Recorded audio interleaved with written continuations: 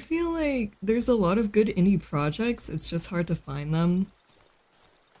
Especially since, they don't really have the budget for marketing like the company does. Which I guess you can also say the same for VTubers, because there's so many great indie VTubers. But it's so hard to find them because, for one, there's just so many of us. And then it's hard to market yourself if you don't have tons of money. Discovered a clip punk because of your collab. I feel like I feel like collabs are a good way to find other VTubers. Like, as a viewer at least.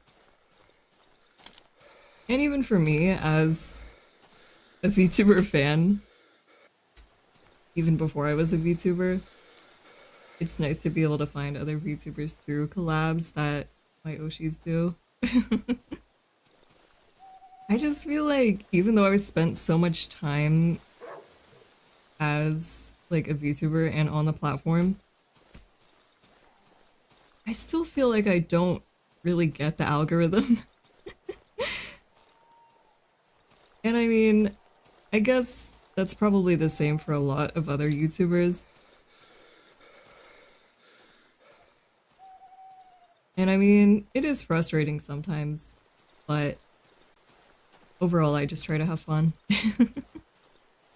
I think that's the most enjoyable way to look at it. I feel like maybe that's part of what contributes to so many people quitting after a while. Because I mean, I was talking about it in the Discord, I think like yesterday, but everyone jokes about there being like an average VTuber lifespan. And I feel like part of it could just be like the pressure to succeed and focusing so much on the algorithm and like your numbers. If you focus on that too much, I feel like it can definitely be pretty draining.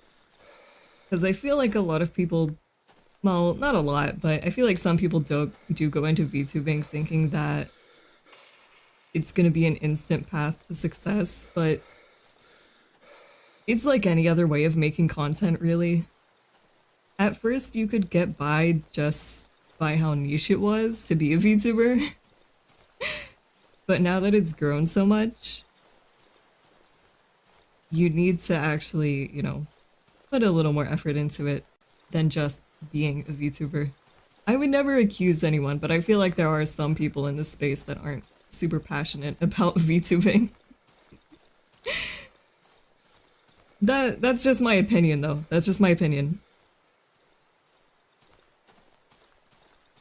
But I do think most people care about VTubing and are passionate about it. Well, and also I feel like there are just some people that are not equipped to handle being popular. Or like, being popular and making content or being criticized. Although, also, with the critique thing, I feel like some people do over-exaggerate how much, like, hate you'll get. I guess that's not really the same, but when I first started streaming, my mom was like, there's always gonna be people who hate you and try to bring you down, and I was like, okay.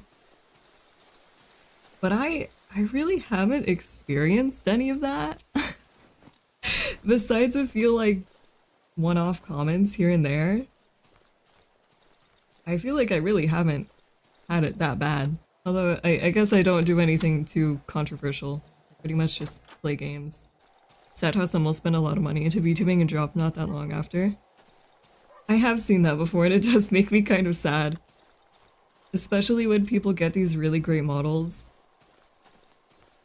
And then I see them, graduate after not super long.